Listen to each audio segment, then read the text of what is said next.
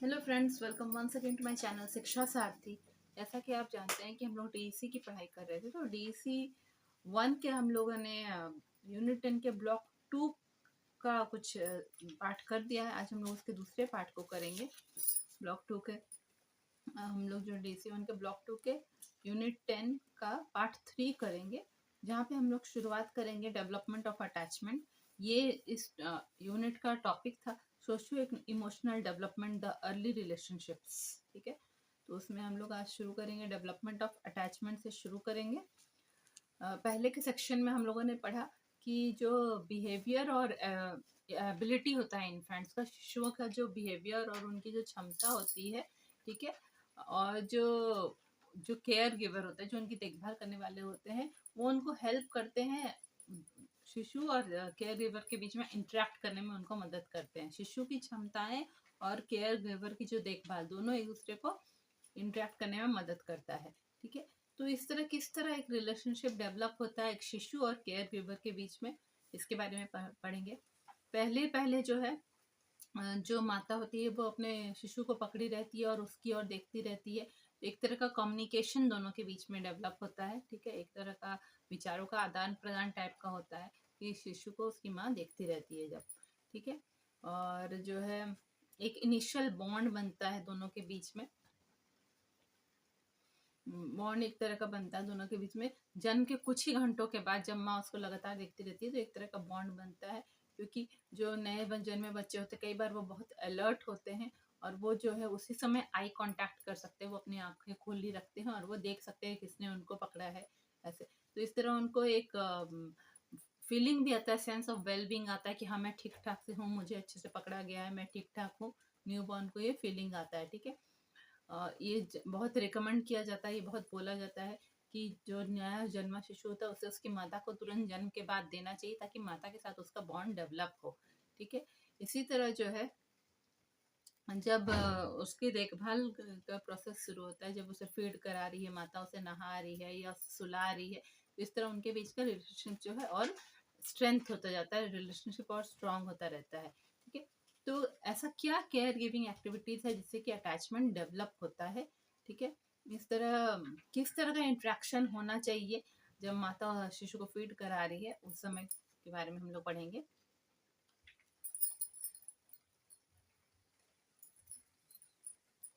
जब शिशु भूखा होता है तो माता उसे गोद में लेती है, उसे फीड कराती है। तो जो है शिशु फील करता है, उसके माता के टच को वो फील करता है, उनकी आवाज़ को सुनता है। हाँ, उसको फीड कराने के पहले, उसको फीड कराने के बाद भी माता उससे बात करती रहती है, उसके साथ खेलती है, उसे टिकल करती है, उसे गुदगुदी देती है। ठीक है, तो इस तरह माता ने उसके साथ उसके भूख को तो मिटाया ही साथ उसको साथ फिजिकल कांटेक्ट भी रखा, सोशल स्टिमुलेशन भी रखा, उससे बातें करती रही, उसको देख के मुस्कुराती रही, खेलती रही।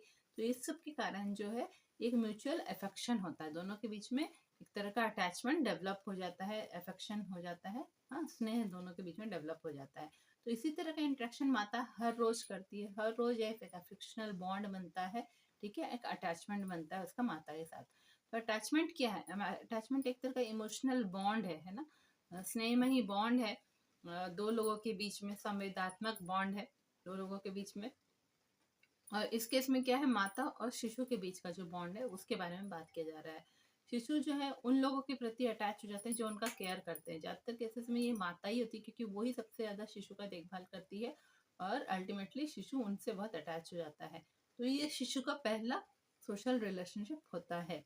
ठीक है, जो है आगे पढ़ेंगे कि जो है अगर जब माता उससे फीड करा रही है, हाँ, वो अगर वार्म और प्लीजेंट नहीं है, माता उसे प्यार से नहीं फीड करा रही, उससे बातें नहीं कर रही है, तो उसका जो अटैचमेंट है वो केयर गिवर के साथ नहीं डेवलप हो पाएगा। ठीक है, अगर माता बहुत स्ट्रेस में है, बच्चे को जैसे तैसे पकड़ रही, रफली हैंडल कर रही है, तो बच्चे को माता के साथ डिसकम्फर्ट लगेगा ना, उसको कंफर्टेबल नहीं लगेगा माता के प्रेजेंस में। ठीक है, और जब ऐसा उसको बार बार जो है उसको पेन फील होगा, पेनफुल एक्सपीरियंस होगा माता के साथ, हमेशा उसको डिस्कम्फर्ट फील होगा। तो वो धीरे धीरे जो है, जब माता उसको फीड करा रही है उसमें वो और भी एंग्शियस हो जाएगा, परेशान हो जाएगा। ठीक है, और फिर दूसरा भी जो एक्सपीरियंसेस है, माता उसको जब नहा रही है, सुला रही है, उस समय भी माता अगर खुश नहीं है, माता स्ट्रेस में रह रही है, तो धीरे धीरे माता भी इरिटेबल होने लगेगी, माँ जो है वो भी इरिटेट होने लगेगी, चिढ़ने लगेगी। ठीक है, तो ऐसा हम लोगों ने पढ़ा है पहले भी कि जो बच्चे इंस्टीट्यूशंस में रहते हैं, अनाथ आश्रम वगैरह में रहते हैं, उनके साथ केयर गिवर का इतना अटैचमेंट बॉन्ड नहीं होता है।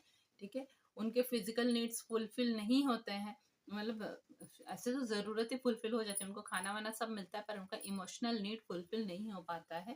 ठीक है, और बड़ों के साथ उनका इमोशनल अटैचमेंट नहीं हो पाता है, जो ऐसे बच्चे दूसरे इंस्टीट्यूशंस में रहते हैं कि ऐसे केसेस में बच्चे जो है वो अटैचमेंट नहीं डेवलप कर पाते हैं।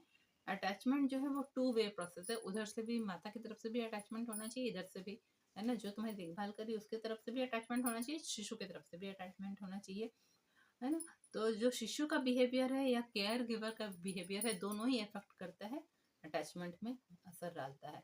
ठीक है, तो इस पॉइंट पे इस जगह पे एक इम्पोर्टेंट पॉइंट बोलना ज़रूरी है कि शिशु सिर्फ इसलिए अटैचमेंट माता के साथ नहीं बना लेता है क्योंकि माता के साथ उसकी सारी शारीरिक ज़रूरतें पूरी हो रही हैं, सिर्फ इसीलिए उसका अटैचमेंट नहीं बनता है।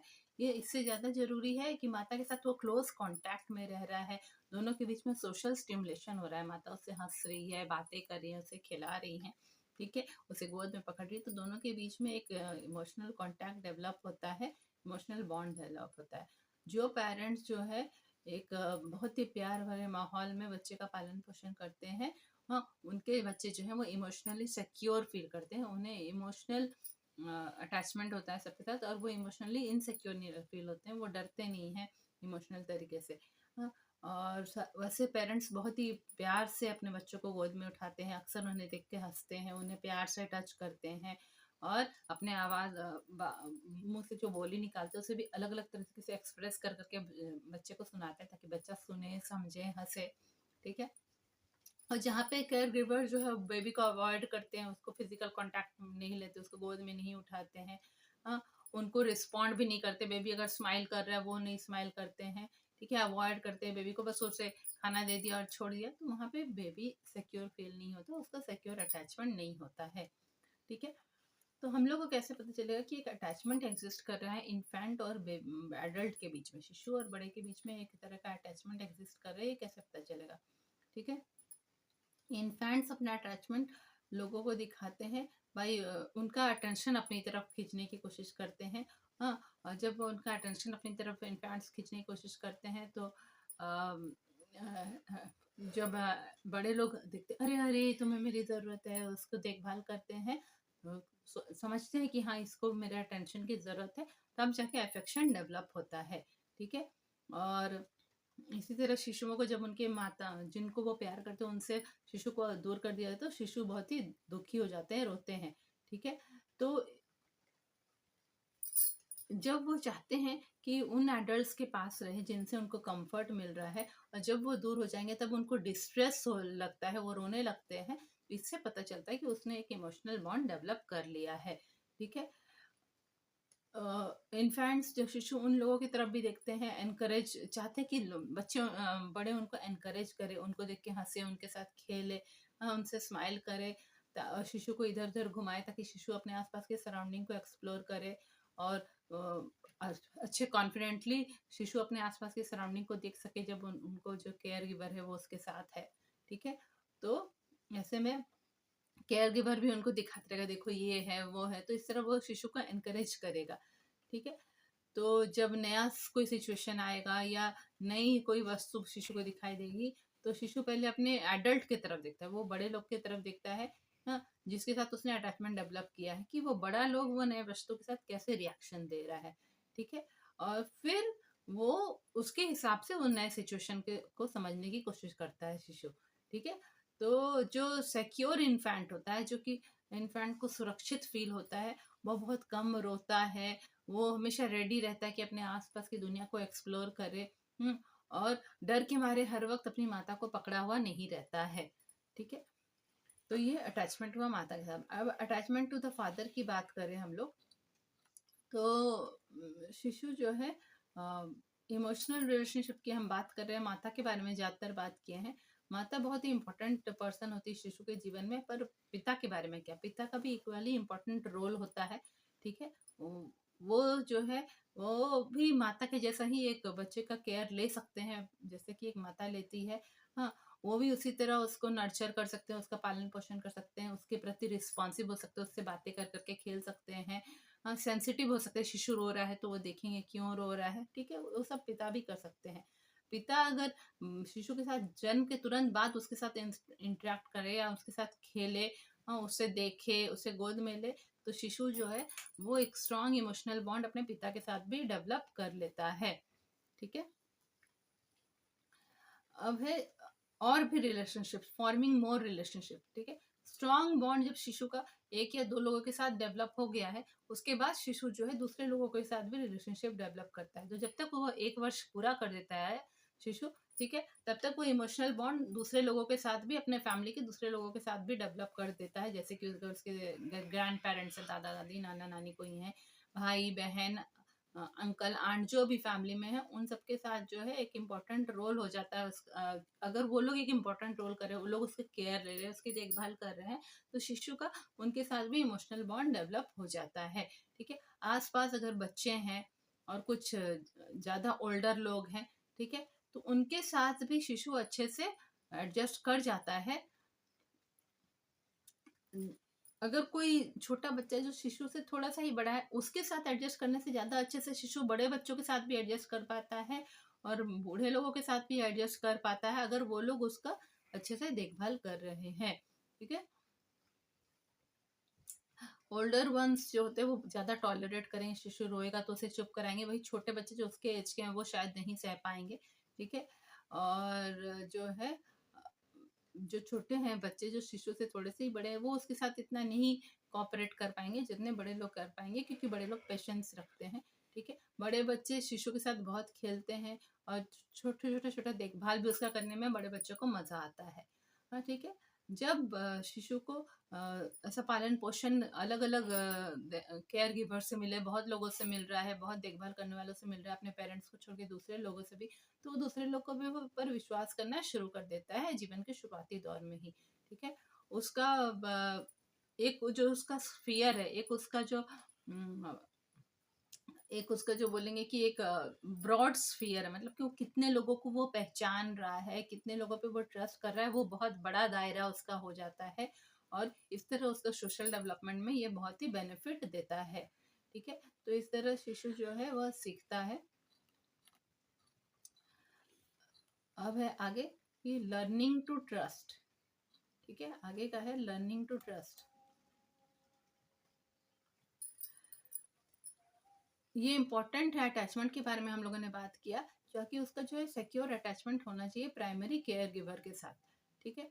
जब बच्चा अफेक्शन बार बार एक्सपीरियंस कर रहा है, बच्चे को बार बार एक स्नेह भरा वातावरण मिल रहा है, स्नेह मिल रहा है, तो उसको एक विश्वास की भावना उसमें डेवलप हो जाती है, ठीक है। उसके भीतर एक विश्वास की भावना, एक सुरक्षित रहने की भावना डेवलप हो जाती है, जो कि धीरे धीरे उसके आगे के बिहेवियर को बहुत इफेक्ट डालता है, ठीक है। एक शिशु जो है वो जो कि एक वार्म रिलेशनशिप अपने केयर गिवर के साथ एक्सपीरियंस कर रहा है, जिसको केयर गिवर उसको साथ बहुत अच्छे से स्नेह भरा रिलेशनशिप दे रहा है उसको, उसके शिशु के जन्म के पहले वर्ष में ही, ठीक है।